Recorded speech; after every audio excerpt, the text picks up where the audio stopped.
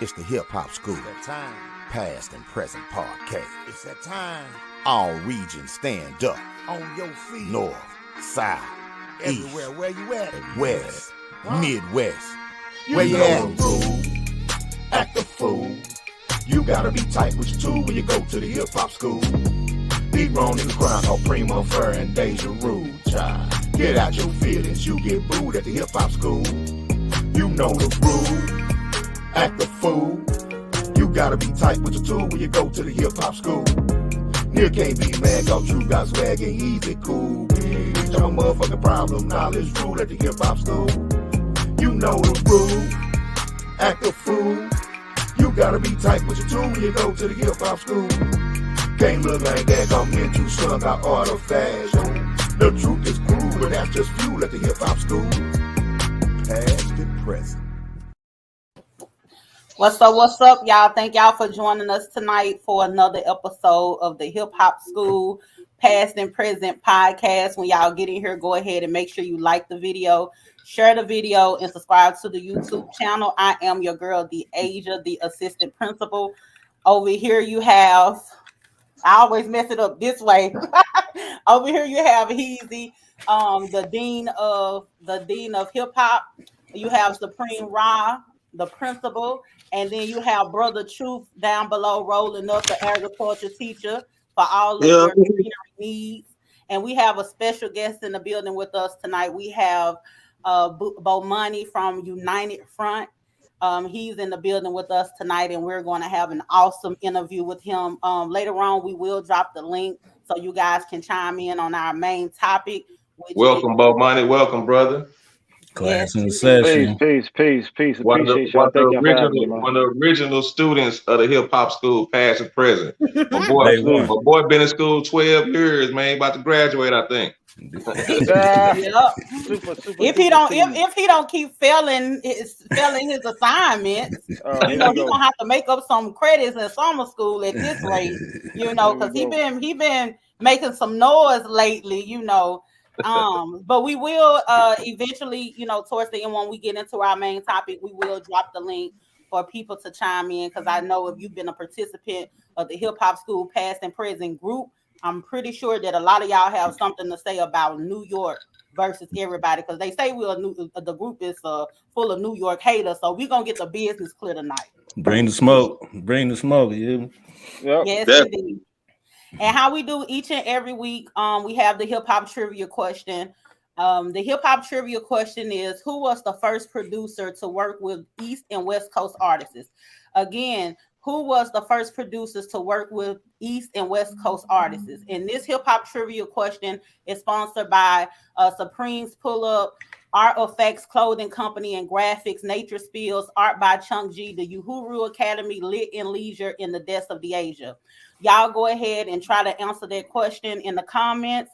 Also, we have a giveaway from our sponsor, the Artifacts Clothing Company, where you can possibly win a free t-shirt of $25 value. I am going to put the instructions down below. The only thing you have to do is share this video to your social media platforms and encourage people to subscribe, whatever caption, however you want to put it, and make sure you hashtag Hip Hop School Past and Present. That way we will be able to keep up with the entries. Actually, Jazz, she won last week, so she got her t-shirt this weekend. So y'all definitely want to participate in that, and we're gonna have other giveaways coming up. Mm-hmm. Yes. Yo, can I say something real quick? Rest in peace to the legendary K Slade, man. R.I.P. K Slade for sure. Drama King. Today was a sad day in hip hop, man. But we're gonna keep it popping for the Drama King today. Yeah, it definitely was a sad day. I actually started getting triggered because I seen too much of it, and I was like, hey, we need to not flood it with it, just comment on the one post, because y'all know I be up in this motherfucker get all feeling some type, and I had anxiety attacks. I was like, oh, let us not trigger the Asia, okay? Anyway, So we did the housekeeping. So with that being said, once again, thank you so much for joining us tonight, Bomani. It's a pleasure to actually have you, especially with you being one of the first in the hip hop school past and present group. Tell the people a little bit about yourself. Where are you actually from? Born and raised Brooklyn, New York, Kings County.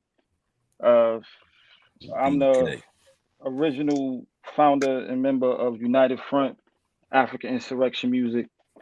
We formed a group, myself, Deedle Green, my brother Omawali, and shout out to Akatunde Yatunde, you know what I'm saying, aka University Avenue, who been kicking everybody ass in the group and the battlers, you know what I'm saying, you know, the top battler in the group. I'm just saying.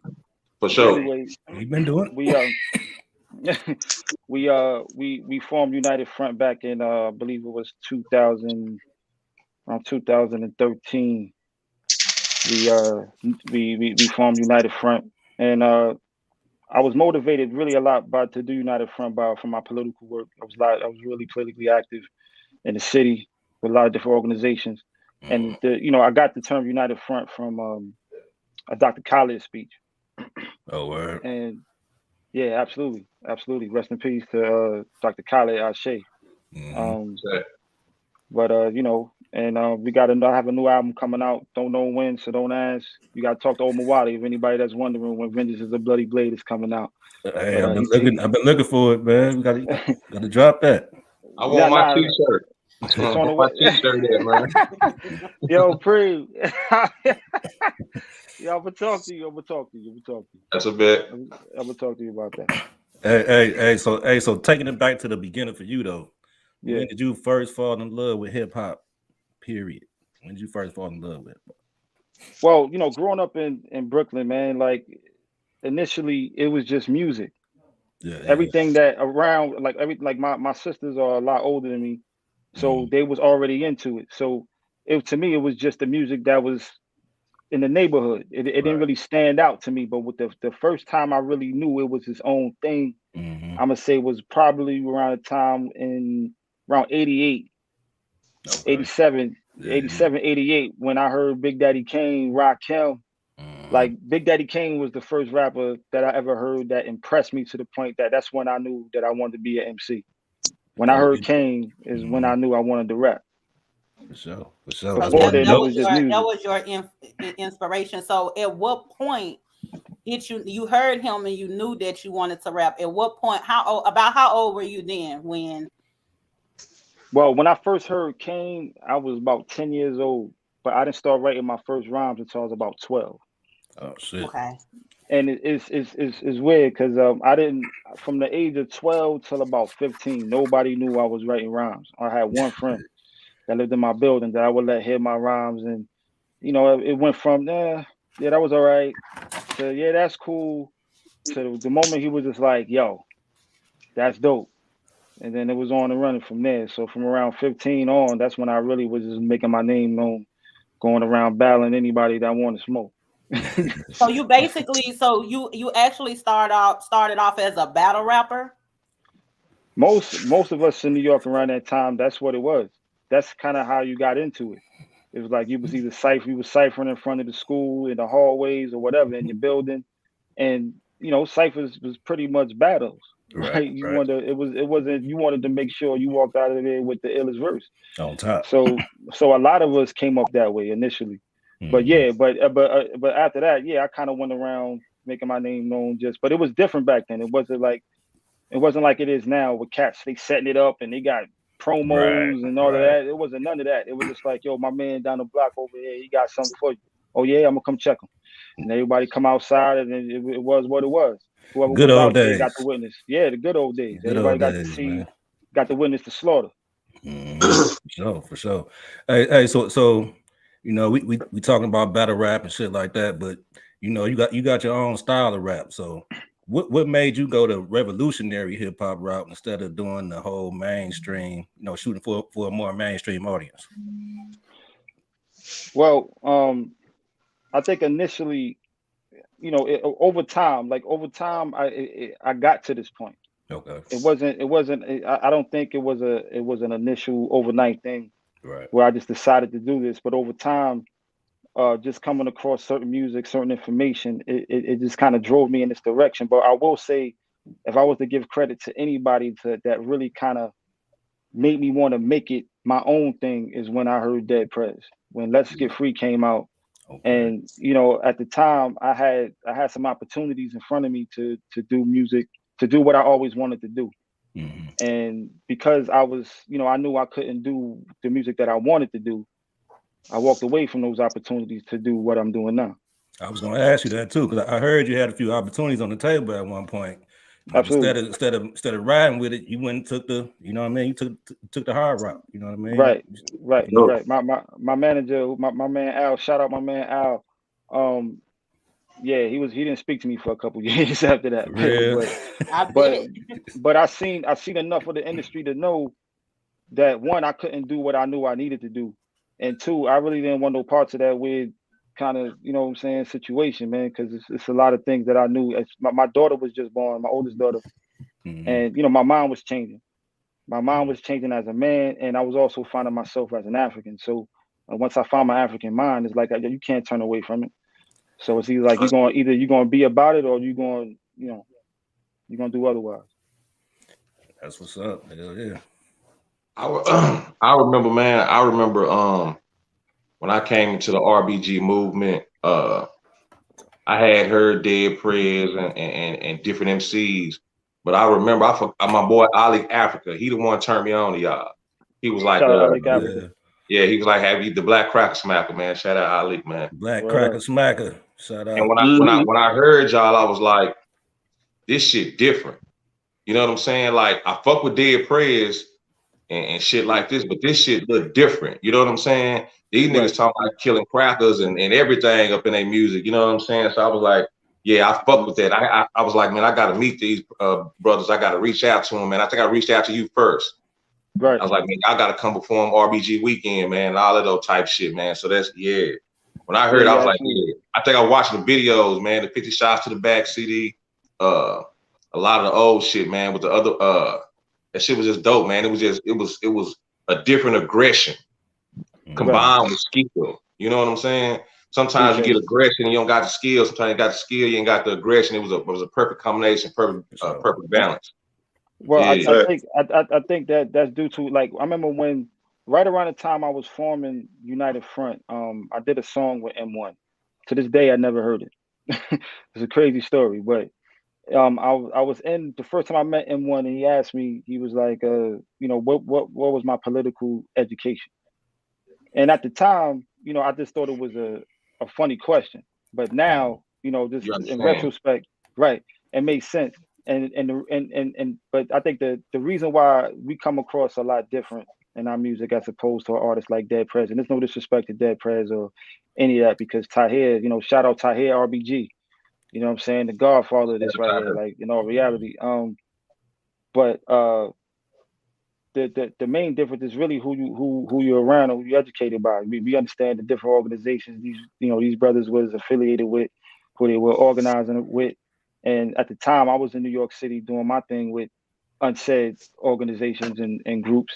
And 50 Shots Back sprang about really as through my political activism. It wasn't really meant to be a CD per se to try to put the name of our group out, but more so express the rage that we was feeling in the city at the time from what happened with Sean Bell, when he got shot by the police with 50 shots. So that's what that whole thing, and that's how we got Councilman Charles Barron involved, and different people in the community that was outraged at the time to get involved in the project. So, we was really, really grassroots in the streets with it, man. Like, I kind of made my name for, slamming the police on his head, or it ended up on the news. You know what I'm saying? Like, we was really out here in the trenches with it. So, so the aggression wasn't necessarily like it wasn't staged. We was really out there. That's what's up. Let me ask you this, because I know that a lot of times cats in New York, they end up being part of like the 5% NGE. You get a lot of that, like a lot of the artists that's from New York, you hear about a lot of them, they're like 5%ers and things, right? What inspired, like how did you become, with all of that influence around you, what sparked your mind? Because you spoke about the African mind. Right. What sparked your mind and made you gravitate more towards the RBGs? Well, growing up in New York, man, you got access to all that information. You got the Right. Hebrew Israelites, you had the Nuwapians out there, you had every group you can name of that so-called was about consciousness or about black folk is out there. Growing up, I had uh, my journey along the way. I kind of dabbled in everything, and the 5% information was just in New York at the time. Everybody was Supreme or Knowledge or Shabar. Like there was so many five Right. percenters around growing up that were our big brothers, or dudes that was the coach of the basketball team, or a lot of the founders of hip hop were 5%. So, Right. but for me, I found my home when I found my African mind. When I came across the information from John Henrik Clarke or Amos Wilson. When I read The Destruction of Black Civilization, like these things, it resonated with me differently because it's coming from a historical and from my opinion, I guess, a factual standpoint, Right. right? More so than when you really dig deep into a lot of this other information. And there's no disrespect to anybody that's that's a 5% or whatever, but a lot of information just it just didn't hold true with me, and it just didn't resonate with me on that level. But I understand that I'm an African, like that's For sure. something that's a fact. I understand how we got here, and I understand what it is. So yeah, so I found my African mind. I found home. That's where I'm comfortable. That makes sense. For sure. Hey, so as far as United Front, like how did United Front come about? Like when did y'all form? How did that form? You know what I mean? You already spoke on the name and everything, but speak on the members and how y'all came together, and how y'all been rocking out. Well, initially it started out with myself and this producer named Zaquan. ZQ was his name. He was an ill producer, man. He was kind of like, if I had to describe him, he was kind of Dilla-esque Oh in yeah. his Shout out in his to style. Yeah, shout out to Jay Dilla, man. You know what I mean? The GOAT, in my opinion, one of them anyway. Indeed. And we did an EP, and it was called the United Front Project. And it was Okay. my first attempt at really trying to find my voice as to how I was going to deliver this message. And he really helped me find my sound. And to this day, it's just crazy because his hard drive had crashed, so all of the music ended up disappearing. But there's a CD out there somewhere. I just don't know who has it. But I gave it to my managers at the time, and they loved it. They thought it was dope, and they liked the direction that it was going. But of course, they wanted me to keep going in the direction which I was going because that's what everybody was interested in. But that's initially how it started. But after the hard drive crashed and I became more active in the community, um, it became it became more of a thing. I wasn't sure if I was going to do it by myself. It was going to be an album, or did I want to get somebody involved? And it just so happened that a lot of the community that I spent a lot of time in was Harlem. Right. So, and me and Deedle Green, we met. Uh, I'm gonna say in the late '90s, we met. We was Okay. part of this. We was part of this music collective called Lyrics to Go. Shout out Lyrics to Go, my man Tamir. Shout out Tamir. We was in this thing called Lyrics to Go, and in that collective, him and I were like looked at as two of the like top MCs in that group. So, but we never battled. It was never nothing like that. But we always had a mutual respect. So, and we was cool. So I just decided one day, to go pay him a visit. Okay. So, and this and I just pitched the idea to him. Now mind you, at the time he wasn't reading any books. He didn't have anything of consciousness about him per se. Oh, for Right? real? Nah, not at all. But I sat down and I was out there doing my thing, like I said, politically active. I was just coming from doing whatever I was doing, and I was talking to him, and we spoke for a while, for a long time. He called it sometime in April, is what he called it, because it was just a whole day. I would just say he really just sat there and listened to me, and then I pitched the idea of United Front and what it is that I wanted to do, and really what I was trying to attempt. And when I really broke it down to him and described, like, I want to inspire people like the people that's in the field doing the work, they need fuel. They need a soundtrack. Yeah. Right. They need that's the word I actually use. They need a soundtrack. Right. And you know, at the same time, I didn't want to lose the skill, and I had a huge respect for his skill level. Mm. So when I pitched the idea to him, like probably the first thing he said the whole night was, "I'm with it," and it was on and popping from right there. It was on from there.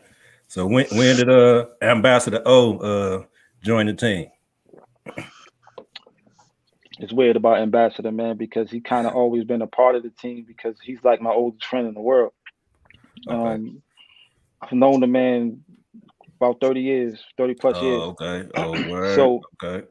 So, and him and I have been in a group off and on for years. Oh, okay. We was in a group called Split Decision, and the thing about Ambassador is that he was rapping, then it's like, I don't want to rap no more.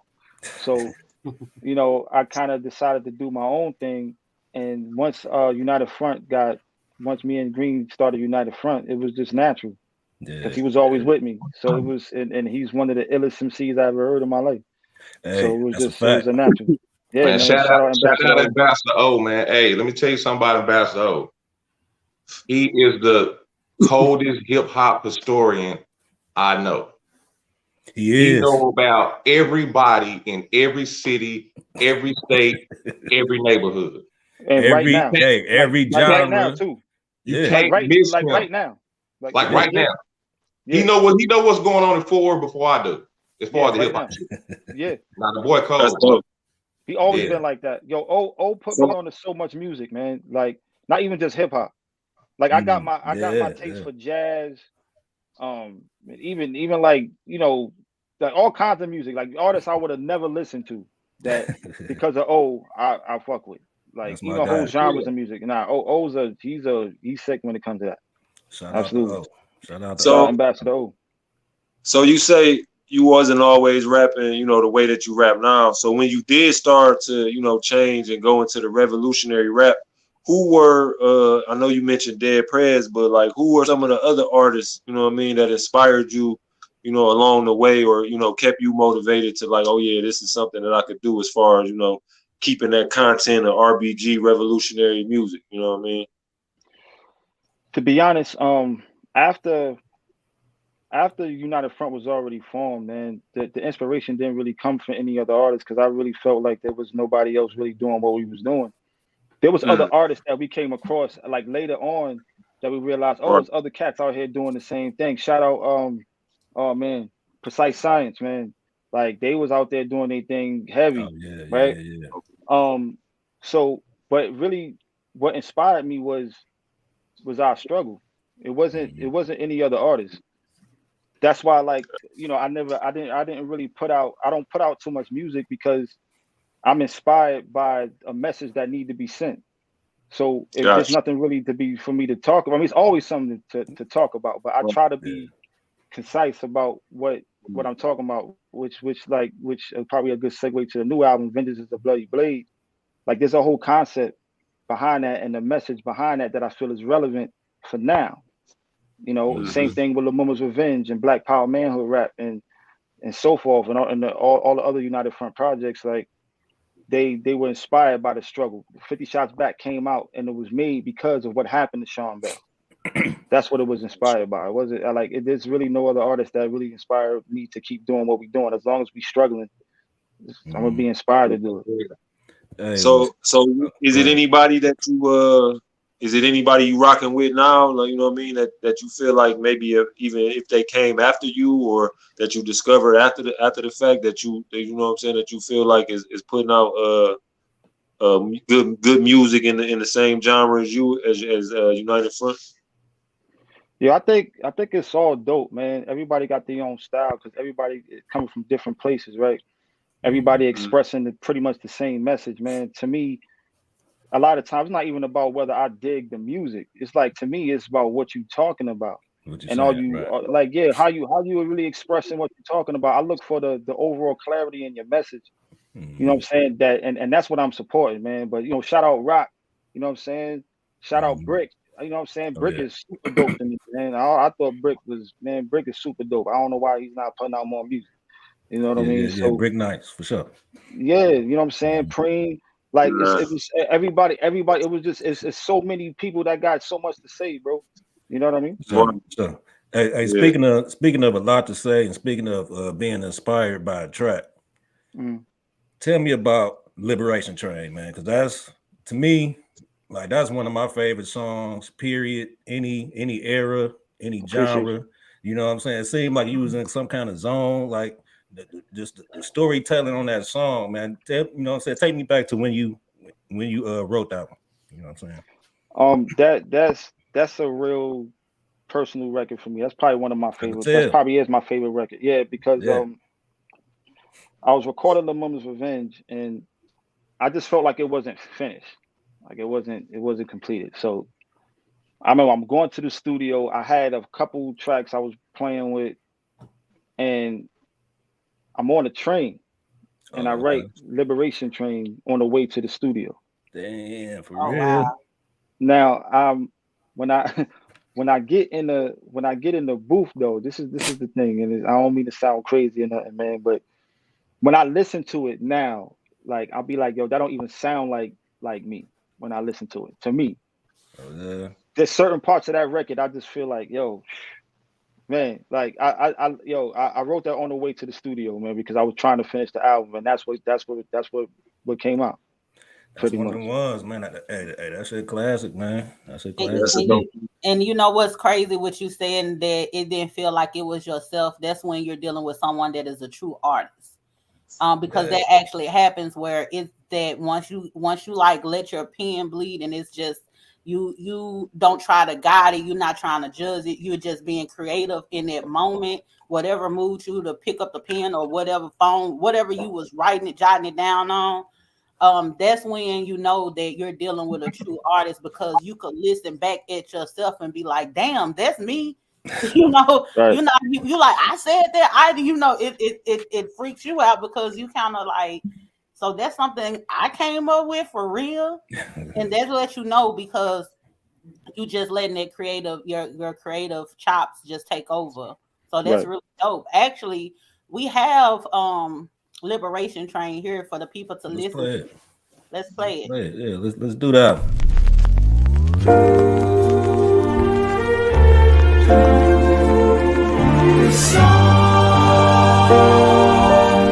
UFG. Check. Shout out to Lone Star RBGs. Tahir RBG. United Front. I want to thank y'all, man. University Ave. For all the support, all the love through the years. Stand of the road. Yeah. It's the Mum's Revenge. All my people. Last stop on this train. May your spirit live on forever.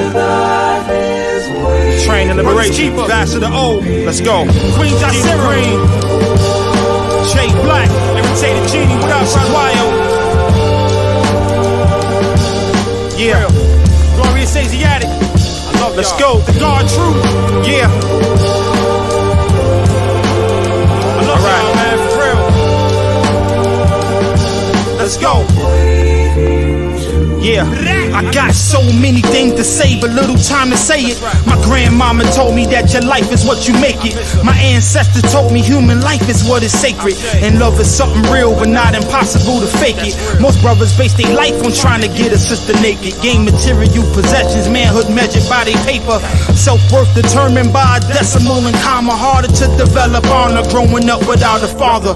We need some body armor, but you waiting on karma to fight this wicked beast while you puff on a scammer. You can smoke the ganja, but you can't escape your problems. Saw a brother on a train eating change like Obama. A penny for his thoughts, so I gave the man $1, and he dropped some knowledge on me. He had wisdom like a scholar. He told me keep cool and never ever follow a fool on the battlefield, cause he'll be the groom to recite the fatal nuptials and marry the tomb. Always be certain, never try to assume that every mess can be cleaned with the mop and the broom. Hit every cop in the room if you popping your ooze. Mud stains on his clothing and his knuckles all swollen. It seemed like he was glowing after every word spoken. His voice sounded raspy from the cigarette smoking. I dropped some more change inside the cup that he was holding. I told him keep talking. He said let's walk. Then old Malcolm X tape speeches playing in his Walkman. It had a button missing and he said that it was given when when his daughter came to visit him in prison on Christmas. Some people kept their distance from the stench that he emitted, but they mingled with these dirty, filthy crackers. What's the difference? I asked him for his name, and his eyes showed pain like a child that's lost, searching for mommy in the rain. I'm the African they stolen, beaten, treated like a slave. I'm the African rebelling, slicing crackers with the blade. The one thrown overboard to drown amidst the waves. The one who sacrificed my life so someone else was saved. The one you keep forgetting, whose history's unwritten. I made a contribution, just hoping I made a difference. People call me Mumia, some call me Matulu, some call me Sundiata. Can't get this wisdom on YouTube. The brother who was lynched cause some house Negro snitched, beaten and castrated, body thrown inside a ditch. I'm the one who made the commitment while others ride the fence. The one, and he stopped short, leaving me in suspense. He pulled out the mirror, asked me, what do you see? He said, brother, I am we, you a reflection of me. That's real. Lil Mama's revenge.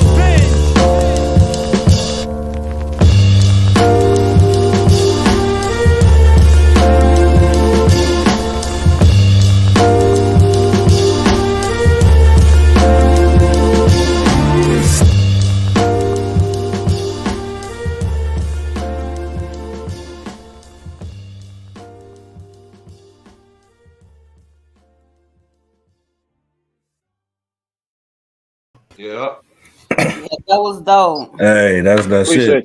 That's that you. shit right there, man. Hey, Shout out Baba hey, Sakim. hey, it ain't no way you can listen to that and not feel that shit, not feel everything that you wrote in that one. You know what I mean? Yes, indeed. It ain't no way. Especially when your crew get a shout out, man. Shout out to Lone Star RBG, man. Exactly. And y'all make sure y'all check Bomani UFG out on YouTube. Make sure that y'all go and subscribe to that as well. And make sure you like, share, and subscribe this video and as well.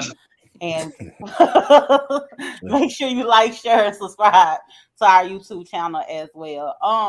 Hey, before you go there, let me say something right quick. I want to go back to when you're an artist not being yourself and certain shit happens when you write. You know what I'm saying? This is my first time sharing this. The reason why I haven't wrote, but why I haven't came out with any more music is because I'm afraid to, right? That's some real shit. Because it's a song on my last album called The Shootout. And when y'all know my son got to a shootout with the police. It's like if you listen to that song, I manifested that shit. And I've heard random people be like, when they hear that song, it reminds them of Day Day. So Deja and Bomani, y'all on point, man. You never know what you manifesting when you writing or what comes through you. You know what I'm saying?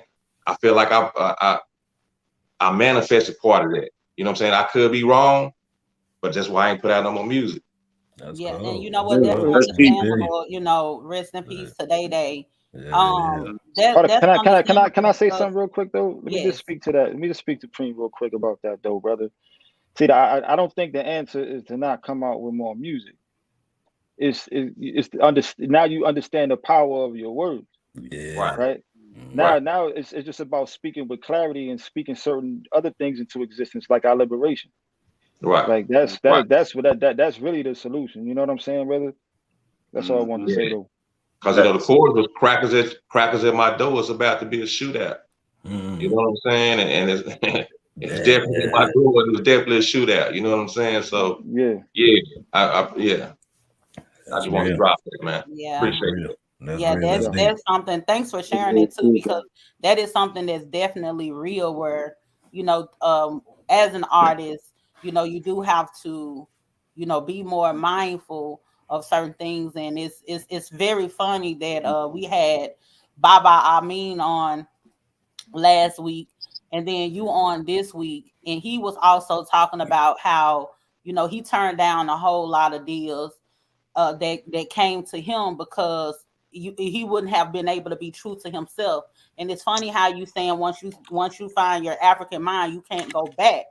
And it's like, in order to like push this mainstream and be out there, you have to succumb to some of the BS, and you have to alter things in a certain way and you have to be clear with the message that you're actually putting out. And it may not necessarily be anything deep, but it's just more so whatever gift that you have, make sure you're honoring that gift in the way that you were gifted, because yeah, well, like when I used to like do poetry and stuff, and I stumble over words and talk a certain way, but if I sit and I'm inspired for, and it's not, I don't even know if it's called I don't even know if it's an inspiration.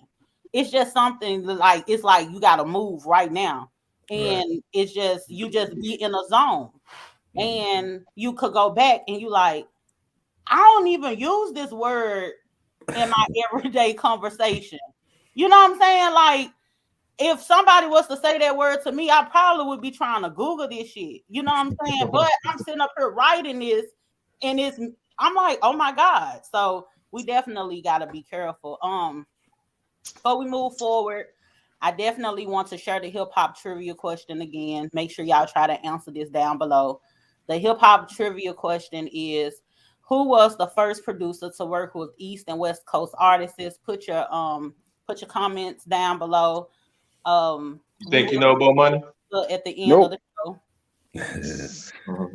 And then also taking it back, attention to the ticker at the bottom. You guys can enter to win a free t-shirt from the Artifacts Clothing Company, which is one of our sponsors. Only thing you have to do is share this video, hashtag hip hop school past and present, and in your caption, encourage those out there to actually subscribe to the YouTube channel. Again, and then also you can check out Artifacts Clothing Company for all types of apparel, traveling. He has a whole lot of different things that's out there that you definitely want to take a look at. Y'all got me a little bit emotional right now. You know what I'm saying? Y'all know I'm crying. Yeah. We don't need to see all that. I don't need to see all that. It's okay. It's all right, baby. You know, I be yes indeed. Thank y'all so much in the comments too. I see y'all rocking and rolling. Make sure y'all sharing this, and make sure y'all subscribe to the YouTube channel. I got a question real quick.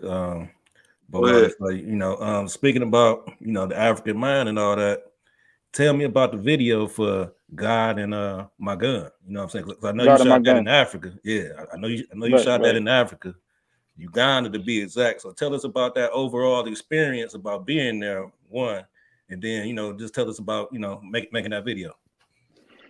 Well, that whole experience, man, like anybody that ever been home to Africa, man, it's a spiritual one. Man, I almost shed water out my eyes, man. Once I got off the plane, man, it was like, welcome home. I was like, you feel that, right? Now I stayed in Uganda, at the foothills of the mountains of the moon. If you're familiar with the teachings of Dr. Ben and Astro Kwesi, when they talk about how our Kemetic ancestors said that their ancestors came from the foothills of the mountains of the moon. The mountains of the moon is in Uganda. And I got to spend like a week there. I spent 3 weeks total there. Shout out to Irritated Genie, man. Irritated Genie. I went there with him and our brother Njama. Njama's the one who shot the video. That's my brother, man. Shout out to Njama, man. His story, he's probably somebody you need to talk to, man. Because his story is incredible, man. Talking about a redemption story, man. Shout out to that brother, man. Yeah. I mean, the video was cold. He did his thing with The video came about because I think I don't know if Genie said if he suggested it on the way there, or it was something that we came up with when we got there. But I know it was just a thing. We just took shots around Uganda, and believe it or not, we shot that with, what kind of camera did he didn't have? He had like an iPad, like it was like some rinky dink, like it wasn't even nothing serious, man. And he made magic with it, and he really captured the essence of that trip, man. It was definitely a life-changing experience, man. I realized that one, for those of us with money, man, all these black billionaires that's popping up all of a sudden, man. Like when I went to Uganda, I got to sit. I was at the General Museveni's. The President Museveni's brother's house. He was the general of the top general in the Ugandan army. And I'm sitting there with him, and they discussing diplomatic deals with like people from Japan and shit. Like it was crazy. But after he done with all of that, he was sitting there, he was talking to us, and he was explaining to us that a lot of us need to go invest in what's happening over there because they need us to come home. Like they need us, they need our dollars to come home, man. We buying dashikis made in China, man. You know what I mean? Right. Yeah, that's true. So it really showed me the importance of the black dollar. Like it's a lot of money that could be made, man, if we just put our eyes towards Africa collectively. Like we could all change our living situations overnight if we was really thinking with our heads. But yes, indeed. Yeah, Did you get a sense of like the hip hop scene or anything when you was over there? Because I know you've been to different countries. Have you gotten like do you pay attention when you go to different places? Do you pay attention to how the hip hop scene is and how it's perceived in different countries? Not really. I usually when I travel, I try to look for their culture and their music. I find that the biggest music in Africa is reggae music. It's not even hip hop. Like everywhere, Bob Marley is everywhere. He's everything over there, right? But I'm gonna say that if in regards to just the influence is clear because everywhere that I go, you know, like I give you an example. I went somewhere. I think I pardon me, I can't remember where I was, but I was in the island somewhere, and his brother walked up to me. He said, "What's up, my nigga?" Right? Now, Preem, you know me, right?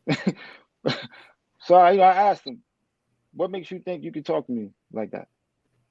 And he said, "Well, you know, on the hip hop music. This is the impression that they get. Like they could just walk up to black people and speak this way because of hip hop. This is the impression that we're leaving across the world. Yeah. I'm not talking about what we're doing. I'm not talking about the music that we do and that we appreciate. I'm talking about hip hop as the world knows it. Right. As the world knows it. Right. So they could walk up to you and disrespect you and think it's not disrespectful because they see it on TV, they see it on hip hop. Like so that's the influence that I see. Yes, pretty indeed. much. Yes, indeed. Well, we have a surprise guest here tonight. We have one of the members of the United Front in the building with us. Who we got? Wolves only. We have University Ave. You already? Wolves only. Already a Safo. Yeah. What's happening? What up, today? What's good, fam? What's happening with y'all? Man, I ain't heard you say much. What's going on, bro? What's the deal, man? You already know. Just sitting here drinking the alkaline. You feel me? Yes, drinking on the alkaline, huh? I hear you. Yes, indeed. So, let me ask you this, Al. You know, that's why I don't know what you want us to call you, but I'm gonna call you what I like to.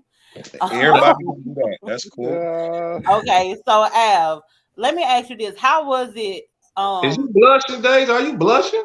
My hey, these guys. Sapo gang. Gang. Shit crazy. Anytime it's a wolf in the building, it's a wolf in the building. Anyway,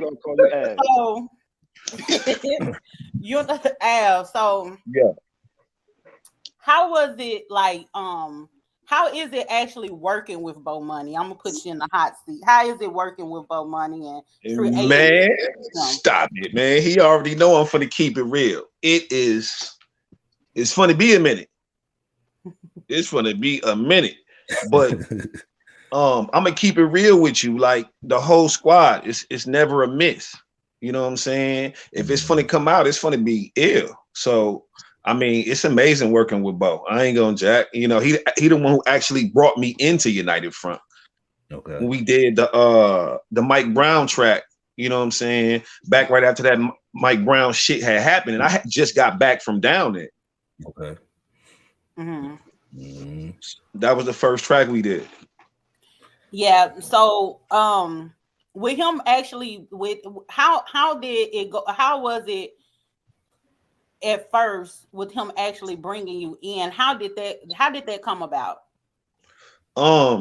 Shit, eventually he was just like, nigga, why you don't just join the crew? And I'm like, nigga, it don't make any sense not to, because I'm gonna be honest with you. Like I fuck with spitters when it come to making music and shit. And this is where the spitters are to me. Like if motherfuckers come to, because like he said, everybody got their own method of shit. It's a lot of motherfuckers who I fuck with, you know what I'm saying? Rockin' Musa, you know what I'm saying? Shit, Kofi. It's a lot of motherfuckers out here, but the spitters is over here in United Front. This is where the spitters at, the elite lyricism. Yeah. Rocker is actually in the comment section. You know how he screamed, "Who we?" You say the spitters. Hey, so speaking of the shout spitters, out Doc Moxie in the chat. Doc in that too. Harriet Shotgun. If you ain't listened to it, man, go get that Harriet Shotgun with me and Doc Marty. It's a classic. Speaking of the spitters, so how is it like competition wise? Like do y'all try to out rap each other on the track? You know what I'm saying? No, or is it just this never. what I got, this what I got, and you know what never. I mean? It's everybody got the shit on deck, so it's like you already know niggas coming hard, so you just automatically come hard. It's real easy. Yeah, it's real simple. Like we understand who we dealing with, so it's like you're gonna get smoked if you don't come crazy. And for those out there listening who think these niggas bullshitting and ain't heard these niggas, they ain't bullshitting. They some elite spitters. So go ahead and check United Front. Like you said, Harriet Shotgun, the Movement Defense. Go ahead and check out the whole catalog. Search the Vanguard United Front. I'm not gonna lie, I literally would beg Bomani to get in a battle. I'm like, get in the battle. But the thing is, it was one particular time when the school came under an attack. We fell under an attack by some guy from where he was from, Baltimore. Baltimore. And he said, and actually we got the school post. We're gonna drop the school post that started the battles in our actual group. He came and said some BS. I ain't gonna say it right now because I don't want to get a cat out the get the cat out the bag. But he said some BS. So it's a lot of rappers that's actually in the group. So we just start firing off on his ass. Where they at? I've been looking for them niggas. No, You found them. You smoked them all. You found them. You ran them on the battle. Like you won. Come on, man. Like 3-4 Everybody ain't scared though. Let's get that clear though. I do this shit for fun, bro. This shit for fun. But it was like you thinking it's fun. It's deadly to them niggas. Like you sitting up here like, oh, this is fun. I'm like, no. Crucial said he want to have a versus. Exactly. But the thing is I was shocked when Bomani ended up responding to it, and I was like, yeah, I was so happy. Oh yeah, he did respond to that one. I think he dropped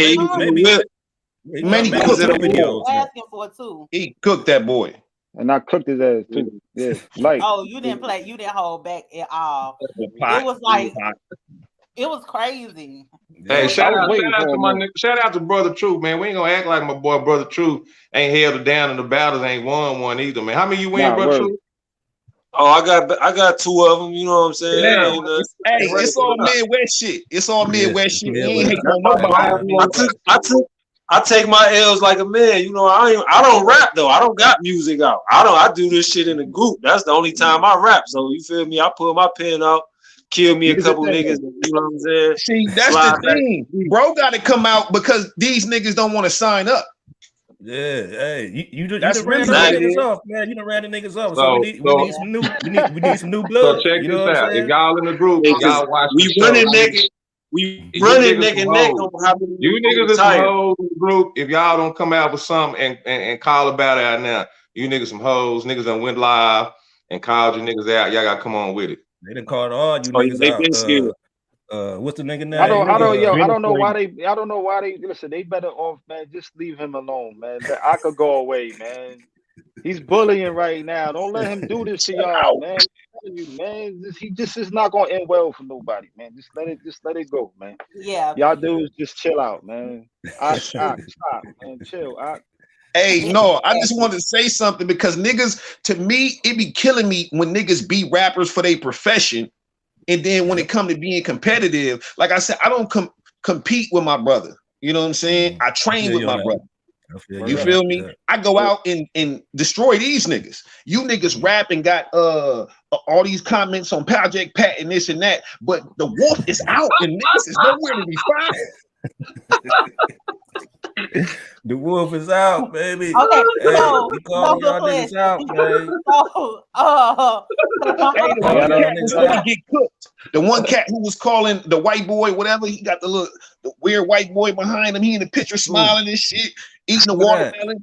Hakeem. Hakeem. Oh shit! He was Oh, covered up with Hakeem. that cracker. Bad. Oh yeah, he went in my body. Boy, I ended up getting a large catering order, and by the time after it, I was just too geeked about the catering order. So I'm like, man, I'm gonna call Hakeem, put that key in his back if you want that smoke. No, G. He ain't gonna do nothing with his malt liquor drinking ass. Hey, I will destroy. Hey, that motherfucker got bars too, man. He ain't too old. He ain't too old. Yeah. He'll get destroyed. You see what happened to Yamo Glossy? Hey, man. Paul, Lip glossy. Lip glossy. You feel me? All these niggas didn't retire. Remember all that shit Corey used to talk and Sean? These niggas. Hey, hold on. Y'all knew this was gonna happen, man. Y'all let him. Yo, come on, man. Yo, you see? Listen, listen, he just can't. So, Bomani, let me ask you this. I'm done. Because Av, he's fiery and he's full of he has a lot of confidence, and a lot of people be having a problem with Av because he believes in himself and he sure of himself, and people be having a problem when you really like yourself for real. Right. And so, with that being said, it takes a strong personality to be around other strong personalities. Yeah. My thing is, what was it that you saw in Av that made you want to like reach out and bring him into the fold, Bomani? Well, for one, I just from what I gathered, just from seeing him on social media, right? Just how he, you can't really tell much about people, but he wasn't reckless. He wasn't out here acting like an asshole, right? That was just one thing. And when I reached out to him, when I heard his music, I mean, I was like, that boy ill. And it's not many rappers that I hear like when I'm just like, okay, I got to get him on my team because that could potentially be a problem. The boy's nice, man, as you can see. So, but it was just a natural thing, man. After just one listen, man. And then one time I had my daughter, she was a lot younger, and we were listening to what's that song on TAP? The Queen joint. Yeah. I sent you the video, remember? And my daughter, she was vibing out to the joint. Yeah, she was vibing out to the joint. And to me that just solidified it, like, nah, like he got something that we need. So yeah. For sure. And he's a lot, I'm an old man, so he a lot younger than us. He got that fire. Yeah, he got that fire. Absolutely. Yeah. Hey, so Bomani, so you ain't gonna hop in none of the battles? You know what I'm saying? Maybe somebody might want to get at you in the battle or something, or If I leave. I mean, yeah, that's what I'm saying. If you step to the side for a battle or something, or maybe somebody with a one-on-one. Why you gotta leave for him to get in the battle? Cause they ain't gonna battle each other. You know what I'm saying? We're not. Listen, if we was to battle each other, just know it's a setup. We brothers too, but yeah, we get up there and do a nice battle. Y'all would be mad as a bitch. Hey, well, let's do it. Nah, man, fuck that. That was the battles be. It's like really hard to be certain people together because it was hard when it was one Av and Brother Truth. Like then they battle each other. We battled in the final. That's how it was supposed to be. Hold on. But I was gonna get one battle. Remember? Hold on. I was gonna get one battle. Remember? Yeah, you did. You did say that. I had a condition. Hey, but I wanted to battle Cream first round. I wanted Cream first round. I said, Cream first round, and I'm in.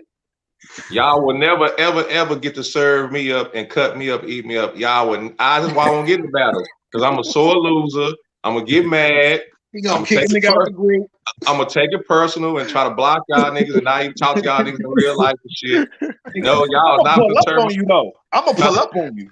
I know you will. And see, I know, and I ain't got time for all that, man. And I know everybody got verses written for me. I know it, so I'm not even gonna get this shit. Hey, G, I write verses in like 5 minutes. I know you already know, man. I know y'all got to keep queued up. Even if I act like I want to battle, I already know what time it is. Yo, Preem, I'm not gonna lie to you. I got one on deck for you, bro. I know. You ain't got to tell me. I know. Deja got one. It's on deck. Brother True got some. I know. I got some for your chicken cooking ass. I got you chicken. You got this, bro. I ain't gonna lie to you. Remember when they said you chicken? When they got mad at you and they was like, "Oh, he a chicken cooking coon." Oh, I ain't even hear that, Joe. I ain't gonna jack to you. Hey, but in regards to the battle, though, in regards to the battles, though, like I mean, it'll take particular circumstances for me to really get excited to do it, man. Like, nothing really got me there yet, man. It's not about, and y'all couldn't try to bruise my ego to make me do it either. Like, he called you out. That's not gonna work. You know what I mean? Because we will do that. But anyway, let's we on our last leg, so let's go ahead and move into the main topic of tonight is New York versus everybody. They say that the Hip Hop School Past and Present group is a group full of New York haters, and I beg to differ. I don't disagree. What you say, Brad? It's definitely not a New York hate group. Oh no, at all. It's not. It's not. Hold on, does anybody know the demographics of the because y'all don't hate New York music? Because y'all hate New York music fans. That's the difference. Okay, I just wanted to keep it under in like context. Just like I don't hate the Cowboys. I just don't like their fans. It's the fans. Most of the time, I hate both of them. I hate both of them. Supreme, what were you saying?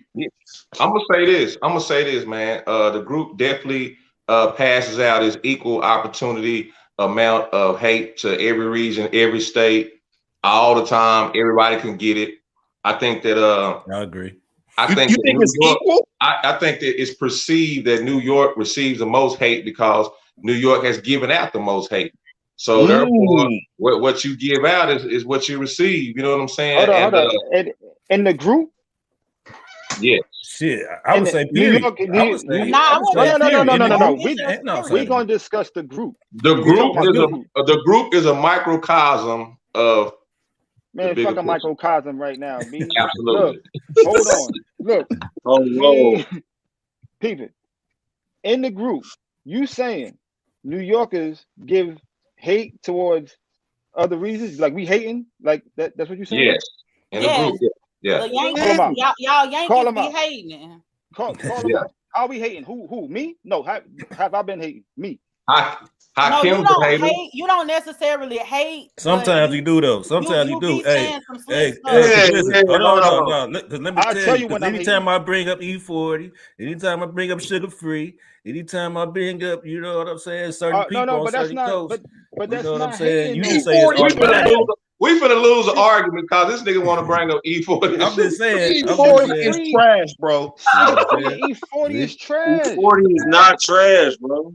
Stop. But that's an automatic. That's an automatic East Coast point of view. You know what I'm saying? That's automatic. I'm from the Midwest. You know what I'm saying? I ain't talking about you. I'm like 6 hours from you, bro. I ain't from the East Coast. I'm gonna say I don't hate bone. Pause. He's saying that's Yamo saying like that's Yamo. Yamo trying to get at because of the bone comment. But the thing is, bone comment? I don't remember nothing this nigga ever said. I don't even know why I went at him. I'm gonna be honest. I have no idea. Nobody thinks about you, bro. Get your ass out of here. Women like me, bro. Like I don't know who you are, what you do. But E40 ain't trash though, bro. I don't know where y'all get that from. I respect E40 though. I respect them because a lot of the slang, even us on the East Coast is using, came from him. Right, like I respect him. I just I'm can't just saying listen to the that. music. His music isn't enjoyable to me. It's I'll not. take it. I like rappers that I'll take rap that. on beat. But watch this. Doc Monty, he love E40. Me and him I know all he the do. time. I'm like, yo, man, you listen, it's trash. And he'd be like, nah, it's pretty. But this is New Yorkers for you, though. You see, this is my point. Now, if we're gonna talk about macro and microcosms and shit, this is what I'm saying. Yeah. Go ahead. Even in my own crew, my best friend in the whole world, you know what I mean? My brother, he listened to E40, love E40. His artist, Master P, love him. He think that Ambassador O is an anomaly, bro. Nah. That's who he's trying to rest on. No, that's not what I know. What I'm saying is that's an example that he's an example of what New York is like, bro. Our opinions vary. We don't hate either we think you can rap or you can't. It don't matter where you from. We hate on each other if that's the case. You know what, Bomani? What you're like giving me other right now is a racist white person that says, hey, I'm not racist because I have a black friend. You have this one guy that is a hip-hop historian. Of course he's gonna know all things hip-hop. And you're like, because that's my buddy, we do not know haters. But I'm saying is that I grew up with people like that. We all like that. It's artists that I but like no, that we don't like. Bomani like a lot of artists outside of New York that I do not fuck with. But that I know y'all probably love A-Ball and MJG too. Don't fuck with him. Bomani love them niggas. You understand what I'm saying? Scarface I don't think is the GOAT. Got him in my top 3, but I don't think he got a problem with artists from other regions. You know what I'm saying? Yeah, probably not. I don't think if it's whack music, if it's whack music, that's somebody personal opinion. Not gonna do though. Hold on. Act like New York. Don't be motherfucking hating on other come on, man. We're not gonna act like that. Hold on. In the group, bro. In the group. Yes. In the group. Yes. It's not just in the group. We're talking about in the group as well as just common information. Like they really do be hating. I thought we was only talking about in the group. Because I see way more people trying to shit on New York than I do New York niggas trying to shit on the South. Hold up. I didn't say I'm not from the South, so I ain't talking about the South. Don't nobody talk about the Midwest because they know niggas popping up. That's something different. That's something different. That's something different. Yo, hold up. The topic was New York versus everybody, right? We talking about in regards to the group. But if we're gonna make it about inside the group and outside the group, let me just ask. How much nobody said about the outside the group? Deja just said that. But yeah, she did. But how much time has any of you spent in New York City? So I've been there. I had enough time to get a couple slices of pizza. I've been there a few times. You know what I'm saying? How much time you spent? I would say overall, I probably was in New York for the length of times that I went to New York. I've been in New York for a total of 2 weeks. And when I was in New York, and here's the thing, and I'm gonna tell you I'm gonna tell y'all something. This is where Bomani finna go with this, and this is what I don't like about Yankees. They always fall back on he's finna go. Have you actually been in New York? If you ain't been there, or if you ain't been there long enough, then you can't speak on what goes down in New York. That's how he finna come. Nah. Okay. No, because you said you've been there 2 weeks. So my question is, so what was your experience like with New Yorkers? Were they hating on you because you from the South? No, they love me because I was from the South. Actually, I was walking down the street and I got to talking, and they was like, "Hey, where you from?" If you weren't going back home, I'd try to bag you, man. I was like, "Oh my God," you know. You do know most of our mamas is from the South, right? Yeah, it has absolutely nothing to do with the music, though. Nah. What I'm saying is, Yankees love Southern women, so it's not. Like and like Southern, like as far as like relationship or intimate wise, like I mean, Yankees love Southern people and Southern people love Yankees. I'm talking about they are related. We are related. I'm talking about. I'm gonna tell you what I think the problem is. Right? See, in New York, we're big on lyricism, especially if you're a rapper. We're big on lyricism. Glad you're going there. Yeah, I'm going there. Right? We like lyrics. Right, and we like our hip hop come with a particular cadence, with a particular bounce, with a particular boom bap that we're accustomed to and that we're used to, that we appreciate. Right now, when we listen to other people from outside of New York, we're listening for the things that we like about our music and other music, right? It's not that we can't appreciate what you're doing, but we may not necessarily like the sounds that some of these guys is rapping over, right? It's artists that reason why I can't listen to E40 because I don't like the beats he's rapping over. I'm not saying he ain't his pen game. That I really don't. His beats is trash. Stop it. Stop. His beats is garbage. Well, Bomani, you don't feel like you contradicting yourself to be like the Yankees, they all about the lyricism, but then you say you don't like you don't like E40 because of the beat, and then that's the but see, you don't feel like you contradicting yourself? I'm speaking from an MC. I'm an MC. Two things can be right at the same time, though. Right. Check it out, though. I'm glad you went there. I'm glad you went there because it's one thing to say I don't like what I'm hearing because it don't resonate with me, or I don't get it.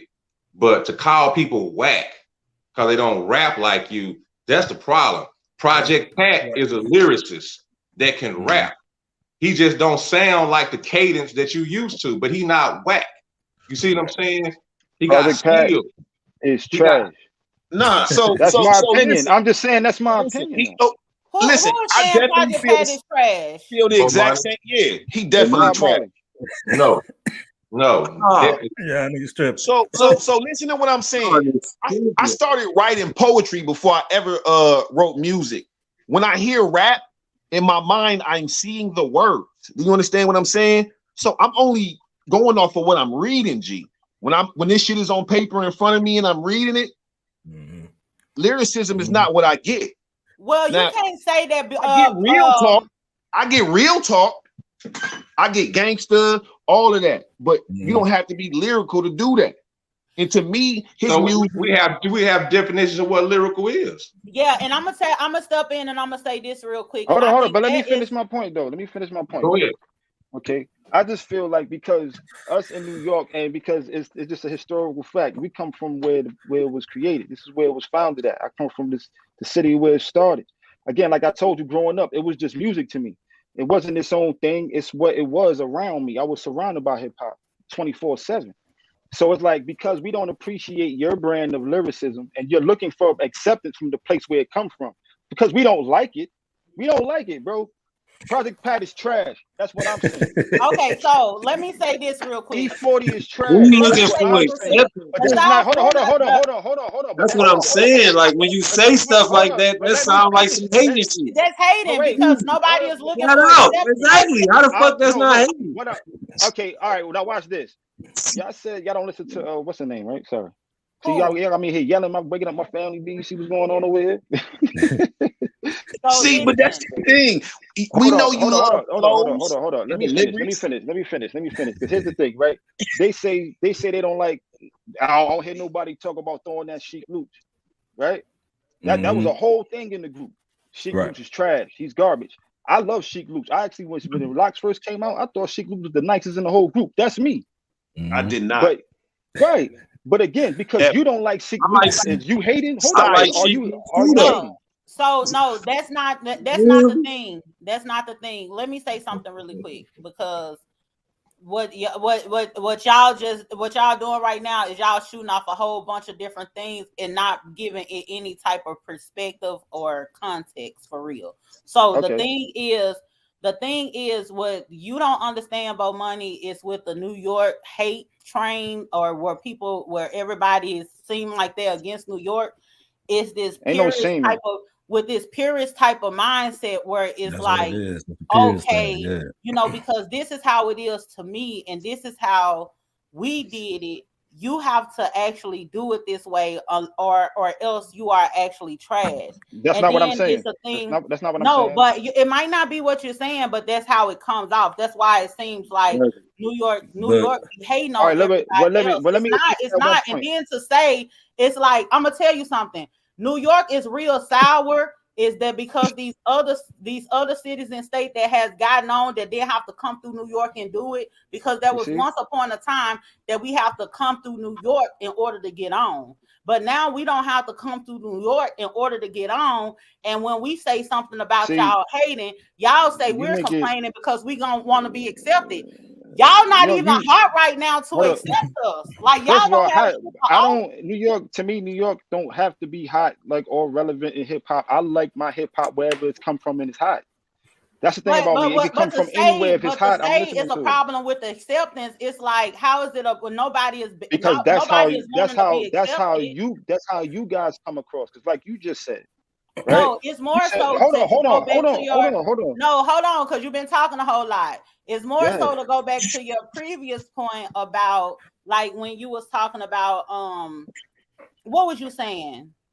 It was something about the you like your lyricism or you like your music a certain type of way or whatever the case may be. It's like, okay, we hear music and we do music a certain type of way, and you had said something where you might not like this person, you might not like this person's lyrics, but you like the you E40, you said you didn't like the beats that he was on, but his lyrics is cool or whatever the case may be. If it's a thing where it's just like the utter, like, I'm just gonna throw you on the wayside, I'm not gonna deal with you, I'm not gonna listen to you, I already have my preconceived notions of you, I'm not gonna give this a chance.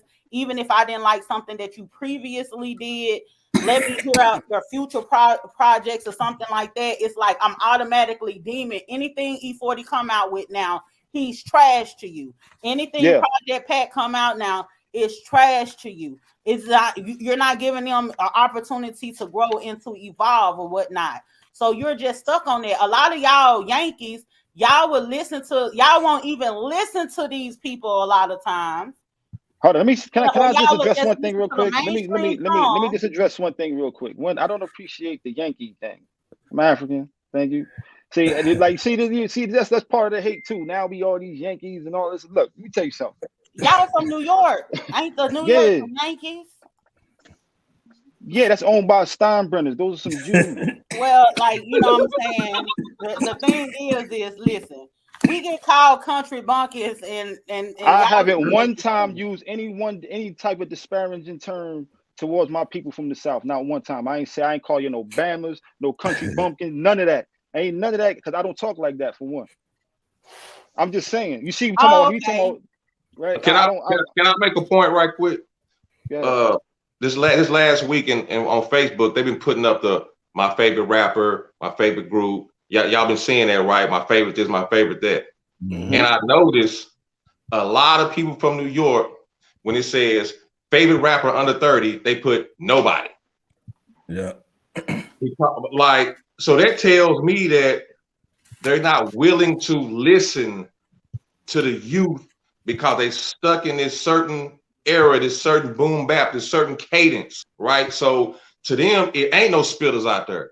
But if you listen, it's some elite spitters out there, man, that's under the age of 30, that's not from New York, and they be spitting. I know when a nigga can rap. Can't nobody on this planet take that away from me. I know when niggas can rap, and niggas is missing out on a lot of dope shit because it's a lot of elite spitters under 30. That's not. Yeah. Let me hear a lot. Let me hear just 5, because I know Lil Baby elite. That nigga some other shit. But give me somebody else. Sauce Walker is an elite spitter. Okay. Honeycomb Brazier is an elite spitter. Money Man is an elite spitter. Draco the Ruler, rest in peace, is an elite spitter. You said rest in peace? Yes. Yeah. Oh, well, he not in the running then. Mozzie is an elite spitter. I was about to say Mozzie. ESTG is an elite spitter. No, the last three man is not even going, and I don't even listen to Sauce Walker, but he can spit. I ain't gonna jack. Rap. So you saying Mozzie can't rap? Mozzie can rap. I ain't saying he can't rap, but I'm just saying as far as but he gotta be. But the question is, my favorite rappers under. I don't consistently listen to these guys. It's a different generation, man. I'm from a different era of hip hop. I don't either.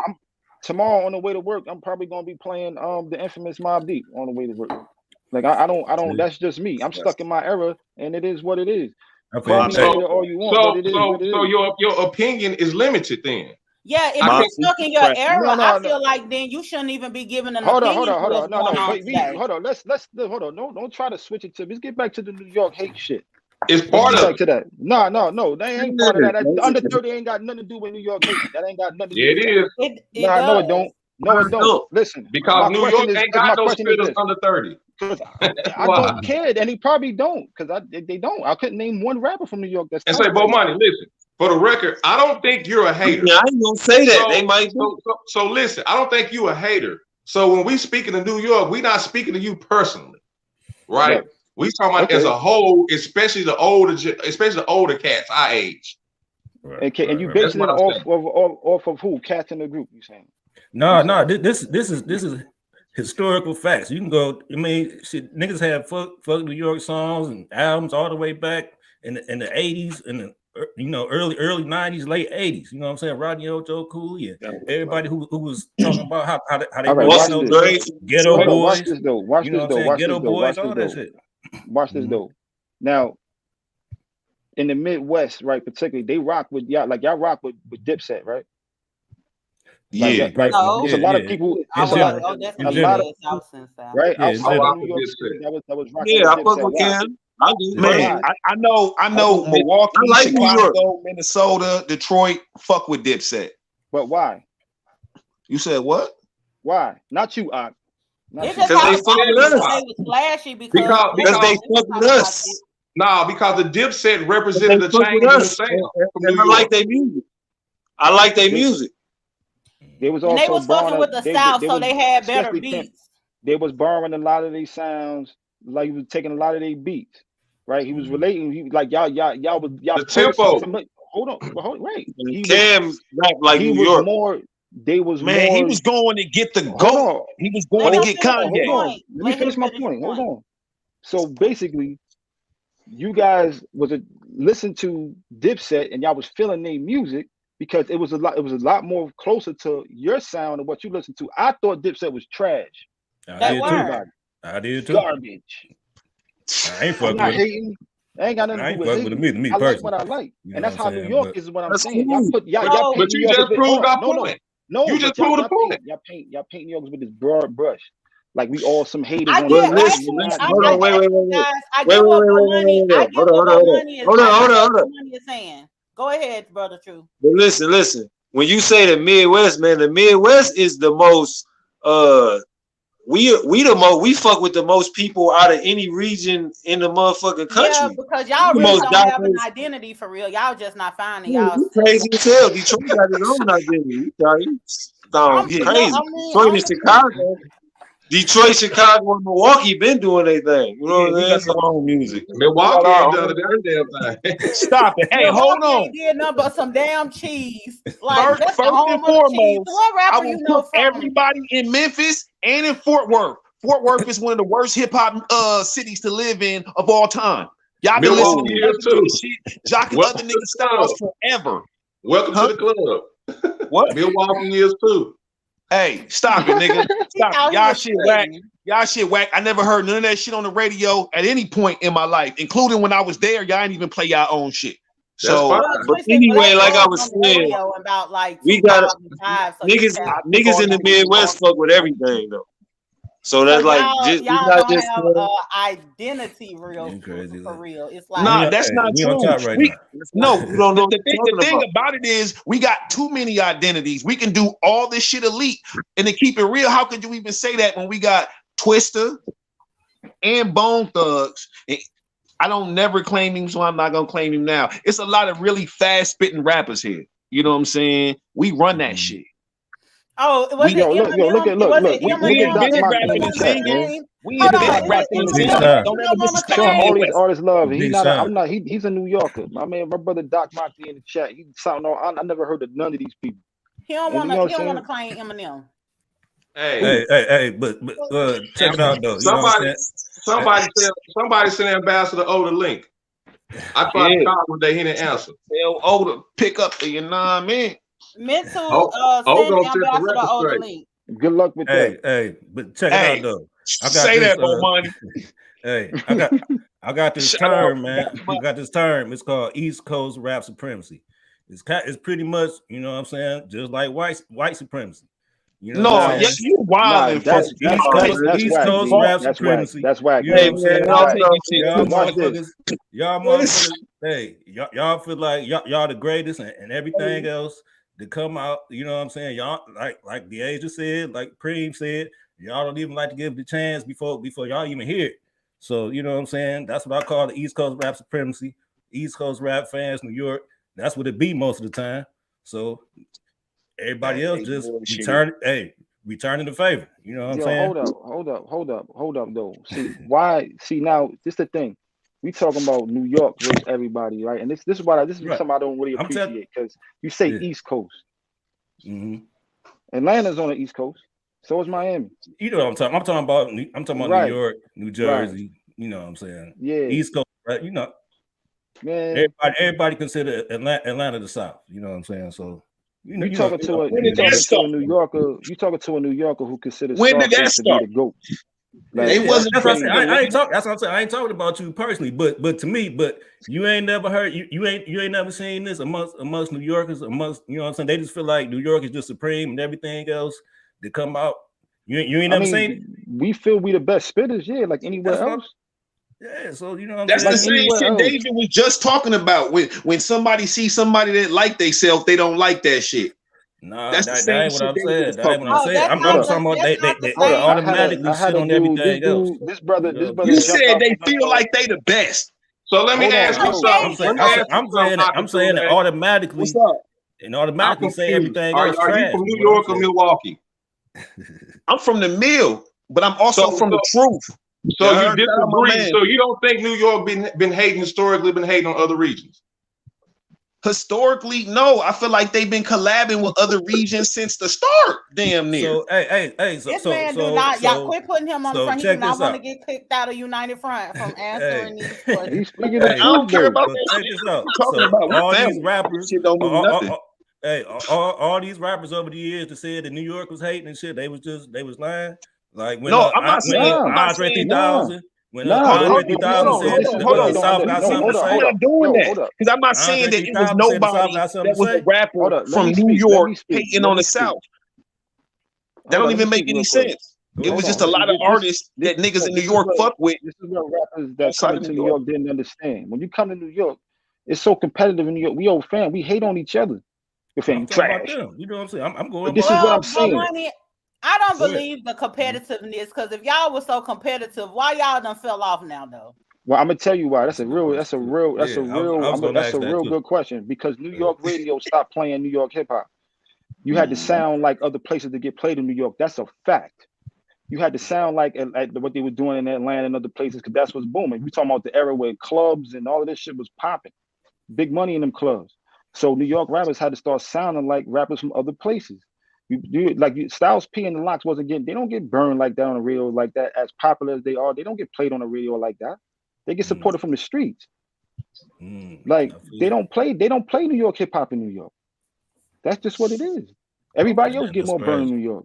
That's why New Yorkers is upset now. That's why you got a lot of New York rappers that's upset, because their own city don't support them. But we go outside of New York, and in your cities, you get way more support and love than we get in our own city. That's a fact. You actually get more support in our cities than we get. That makes a whole lot of sense, because I could feel that I think people in different cities that have to step out of their hometown and make it big or whatever, they can understand what it is that you're saying. Because with me being from Memphis, it's like nobody really got on for real in Memphis that's from Memphis. You have to go somewhere else in order to get on. So that makes a whole lot of sense. This was a very intense segment. I appreciate you guys for the passion. We want to go ahead and get into this school post really quick before we wrap things up. You know, we have to incorporate the actual school into the program. So someone actually said that down south niggas rap and talk like slaves. Man, that was out of order. That was way out of order. Man, period. That was homeboy that I had to jump out and slay. That was Herbie. Right? So that was the one that Yeah, I'll Well, be that damned if was the somebody one named that Herbie beat me in the remember battle. me. It was me that battled. Like I made a song dissing him, you, Cali, and it was somebody else I think went at him. Yeah, he took a So a beating. New York nigga came to the defense of the South. Crazy. Yeah, because he was talking Bomani not a real. He was hater. talking real reckless. That's our brother. Bomani not a hater. I give him that. He's not a hater. Well, nobody said, but money he had been hating the last couple of weeks or whatever. But that's neither here nor there. We're not gonna start that conversation over. But that's our brother. You know what I'm saying? We're gonna ride for each other regardless, but all at the same time. Yeah, Bomani about that he put that heat to his ass. We needed that lyricism from New York then. You hear me? Right. Like, hey, because that was definitely a turning point. I got something for your ass, Akatunde. What up, though? Hey, that was definitely a turning point in the group, though. Hey, she know. Boy, I just got 6 bars off already. But listen, you from Milwaukee or New York? What do it matter? I'm from the truth, baby. I wanna speak on that. I want to speak on that though. I want to speak on that post though, because the thing is, I'm gonna tell y'all something that is unfortunate. That a lot of times when we down here at in the bottom, you know, down south or whatever, a lot of what was said at the time of us climbing that ladder or whatever, it was like we slow, we dumb, things just because of our accents, our dialect, you know, everything. You know. That go way back to Willie Lynch, though, right? Right. Oh yeah. Yeah, but what I'm saying is, like, he actually, I think where people were saying, "Oh, how about money jump into this or whatever?" You got to think where you understand what his sentiments are rooted in, and it made anybody who understand it get at him. You know, because see, like, that's like in the Midwest, in because north, I don't sound like you, because I don't speak this white man's language. I don't speak this white man's language like you feel like I should. Then I'm speaking a fucking slave language. And if I am speaking like a slave, then what's the goddamn problem with that? You know what I'm saying? Because nigga, you ain't on shit. Your bitch running you. You can't do nothing but get on Facebook and record and talk shit on to us on the toilet. Every time we look up, you in the bathroom, you talking shit, and your girl telling you to quieten it down. You on punishment. Fuck you talking about. You know what I'm saying? But you out here talking about we down bottom and we sound like some slaves. You in prison in your own house or whatever the case may be. So what are you talking about? Yeah, I don't think no shit like that is acceptable. Like I said, all our grandmothers, mothers, aunts, anything great grand, they all from Mississippi. What you think they sound like? Yeah, my mother lives in Georgia right now. Past music at that point. You said what? That's way past the music at that point, because you done stuff. Yeah, no, that's what I'm saying. In general, it'd be hard to hate on the South knowing that your flesh and blood come from the South. It'd be hard. I spent every summer in the South when I was a kid. Man, Mississippi on life. I had to go down there and see great grandma. What you talking about? Hattiesburg. All that shit. I don't even fuck with Mississippi. You just a hater in general. Yeah, I'm fucking with y'all. I already know, my nigga. I already know. I know you hate it. Hey, all that shit. But that was definitely a turning point in the group, because you know what I'm saying. After that, you know what I'm saying, like everybody was on his ass. You know what I'm saying? Yeah, he took a beating after that. It wasn't nobody. It was one after the next. You know what I'm saying? Everybody was on his ass, like it was supposed to be. Didn't Diddle Green get him? I think he did. I think he did. Yeah, I think he did. Yeah. Because I was trying to see it was somebody else they had got. Yeah, Diddle Green got at him. Yeah. What's his name? Cali. Yeah, Cali. Cali got him too. Yeah, Cali did too, and that's the beauty. That's the beauty of us as Black people or whatever. We could fight, we could squabble or whatever amongst each other, but at some point in time, we find our tribe. We know innately what's right and what's wrong, you know. And in that particular time, it was a turning point because we would go back and forth and bicker about the regions and all of that. But at the end of the day, none of that shit really matters for real. You know, we all hip hop, you know, at the end of the day. Right. It's just best to Like just whatever it is that you like, just gravitate to what it is that you like. And when you speaking on certain things or whatever, you gotta just stand in it. It's gonna sometimes it's gonna be some heat that come behind it, and you just gotta. And for the record, I don't hate New York. I fuck with New York because I know they're gonna fight back. I like a good. I just like. You be trolling like a mud, man. You know what you be doing, bro. Come on. I know what I be doing. I just like a good fight, do. and I know most people from New York ain't gonna back down. You know what I'm saying? Except for that boy Saint Ives bitch ass. He backed. But because to be honest with you, if y'all really want to keep it a buck, Supreme is just a Yankee with a southern accent. To be honest, like this man, I'm telling you, like he listens to nothing but like his name is Supreme. He love Nation of Gods and Earths, man. You know that came right out of New York, fam. Stop. Right. No, that came from Detroit. Word of bond, B. Yes, indeed. Yes, indeed. Well, fellas, we need to go ahead and wrap this thing up or whatever. I appreciate you so much, Bomani, for stopping through and joining us tonight. I hope you enjoyed yourself. I did. Thank you for having me. Yeah, we got to answer the trivia question. Thank you for getting in the mud with us a little bit and bringing what we do at the school into the live show. So thank you so much for doing that. You got to answer the trivia question. I'm gonna do that. Also, yo, Doc Mark, you want the link though? Somebody can send the link to Doc Mark. We wrapping up, but you can send a link to him. University. Tell him I say answer his phone next time. Yeah, exactly. So thank you for joining in, stopping in, being a special guest, support your brother and all that kind of stuff. We appreciate you coming through with the energy or whatever. So we're gonna go ahead and answer this hip hop school trivia question. Who was the first producer to work with East and West Coast artists? Again, who was the first producer to work with East and West Coast artists? So, Bomani, do you know the answer? Your ambassador. Let's see. Okay. Av, take a stab at it. Russell Simmons. He has something to do with it. He has something to do with it. Brother Truth, who you think it was? That man said Russell Simmons. I don't have a clue. I don't know who it was, and I know the answer. I still don't know who it is. Listen, I know the answer now, but I don't have I know now because of the easy. No, that's what I'm saying. What's the trivia question? You can't Google that. The answer is DJ Bobcat. He produced I Need Love for LL. He produced I'm Bad, all that shit on LL. That was his second album, if I'm mistaken. And he produced before that on the West Coast for the California Cut crew, shit like that. You know what I'm saying? Back in the early mid 80s. So DJ Bobcat, he produced for Pac, King T. You know what I'm saying? A bunch of motherfuckers all, you know. Bobcat or Battlecat? Bobcat. Okay, that's what's up. So, Bomani, let the people know where they can find you at and hear more of your amazing revolutionary music.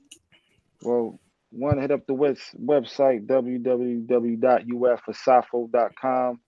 You can follow us on Instagram at _Vanguard United Front. No, excuse me, _the Vanguard UF, not United Front. Damn, I don't use our Instagram like that, man. Pardon. So, but you can follow, you can listen to our music on all streaming platforms. Search the Vanguard United Front, and you can search my new single, Never Forget, under Bomani UFG on all streaming platforms. Okay, and Alf, where can we find you at? Same place for the music, www.ufasafo.com. On Instagram, melanated _matriarch. Yeah. Okay, and y'all stay on for a second. You can also catch me running through the group, searching. Looking for them battles. Yeah, and y'all both stay on. Y'all both stay on once we end this. But anyway, thank y'all so much for joining us tonight for another episode of the Hip Hop School Past and Present podcast. I really enjoyed myself tonight. I hope y'all did as well. Make sure y'all like the video, share the video, and subscribe to the YouTube channel. Class is dismissed. The Hip Hop School Past and Present podcast.